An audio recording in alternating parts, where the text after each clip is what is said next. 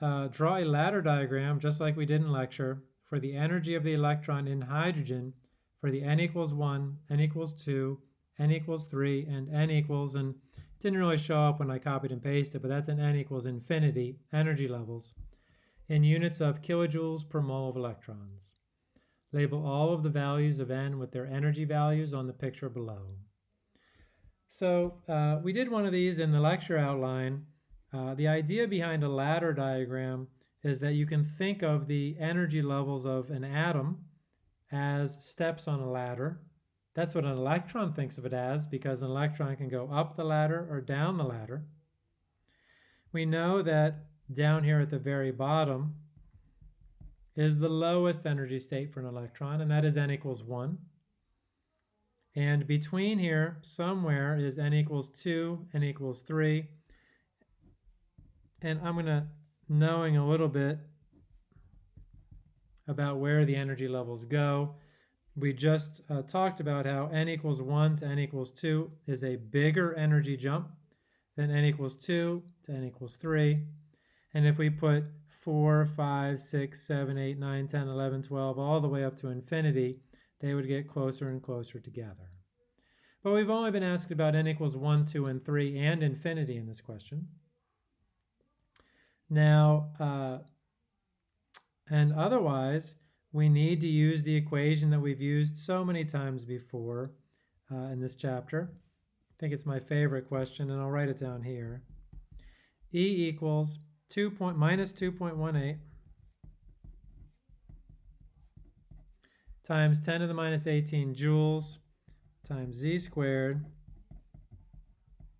quantity 1 over nf squared minus 1 over ni squared for final and initial.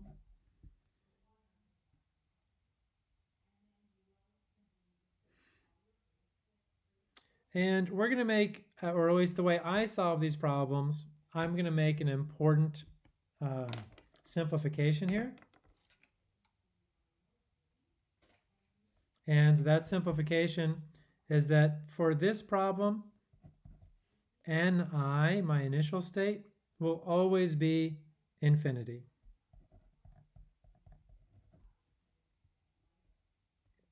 Now, I think this is a bit of an easy question.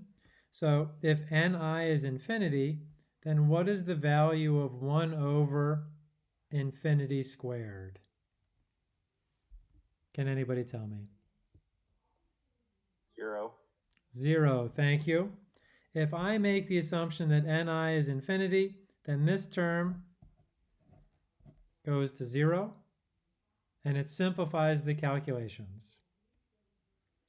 I have also, in the problem statement, noted that the n equals infinity, which is the ionized state, is 0 kilojoules per mole. And so these two go together. It simplifies my math, and by defining this as 0, that mathematically goes with the statement. And what it means is that whatever number I put in for my final state, I am calculating the difference from Ni, which is infinity, to whatever my n final is. So now I can do this calculation to all my other energy levels, and whatever number I get, that number is the energy for that level. Let me show you what I mean. So now I'm going to do n final equals 1.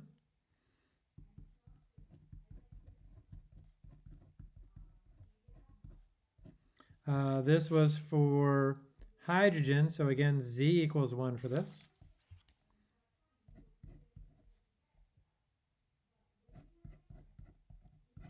And then, since my Ni was infinity, this term has dropped out. And if I multiply this out, well, this isn't too bad. This number times 1 squared times 1 over 1 squared is just this number. Minus 2.18 times 10 to the minus 18 joules. That's joules per photon.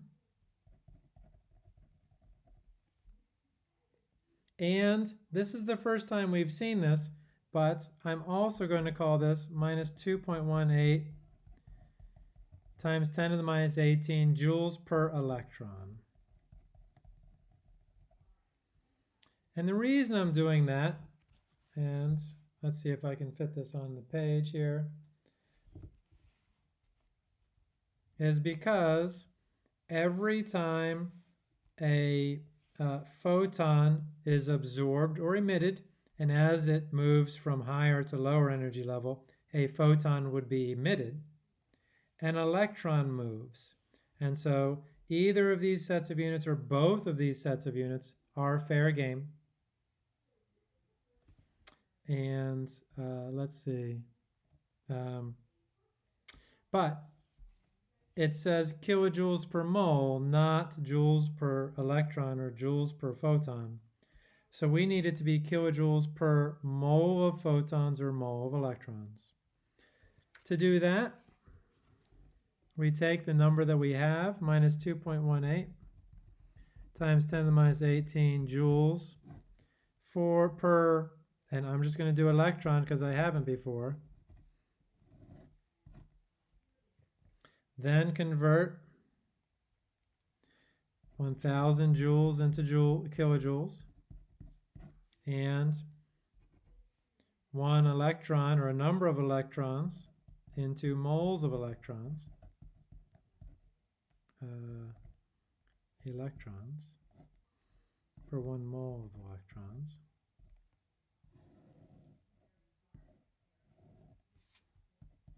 And I end up with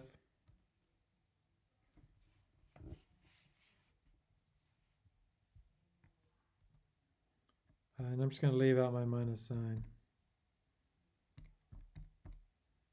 Divided by 1,000 times 6.022 exponent 23rd. It's negative, but so minus 1,313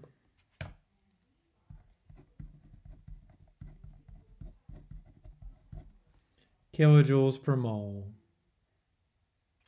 Now, just to touch base with what we've just calculated, minus 1,313 kilojoules per mole is the energy change for 1 mole of electrons to move from n equals infinity to n equals 1. So this change is minus 1313 kilojoules per mole. And since we started at 0, and if we go down minus 1313 more, then this must be, this line must be minus 1313 kilojoules per mole. Are there any questions about that calculation?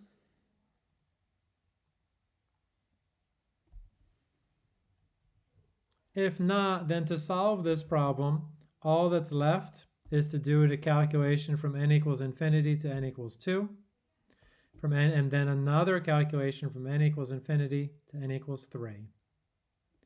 And put those numbers, once you get it into kilojoules per mole, next to these lines. And you will have solved this problem. Now, should you have done it any combination of ways, say you went from infinity to 3 and you got one number, and then from 3 to 2 and you got another number, and from 2 to 1 and got a third number, you could keep going down and down on your ladder diagram, and the numbers would work out exactly the same. The only question is, how do you want to solve this problem? Because there are multiple ways to do it. Any questions about this problem? Professor? Yes, Daryl? You said earlier that this and the energy we're calculating, it's energy in reactions. Well, I don't know, something like that. Yes. That, yeah. The energy is similar to the energy of chemical reactions. Yes. So, what about the abundance? Is this the energy that they gain or transfer when bonding with other elements? Right, good question.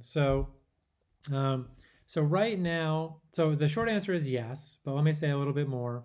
Right now, we've just learned about atoms and electronic transitions within atoms.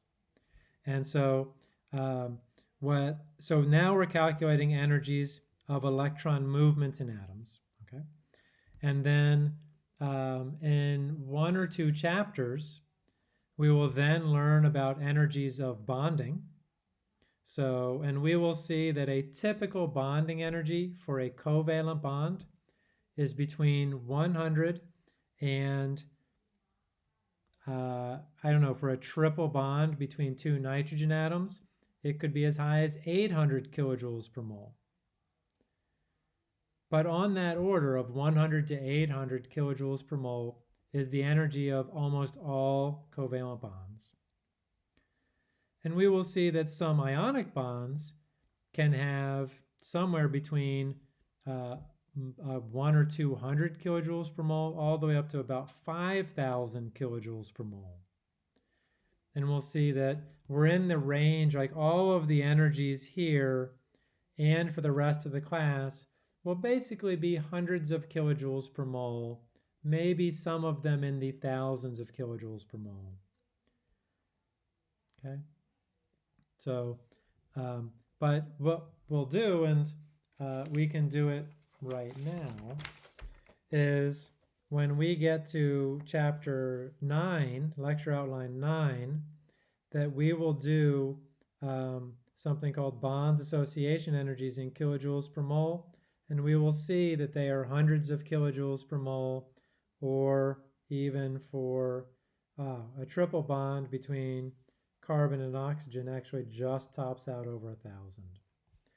So we're really going to explore energy, and that's important for engineers, of energy of electrons, energy of covalent bonds, energy of ionic bonds, and finally, energy of intermolecular forces.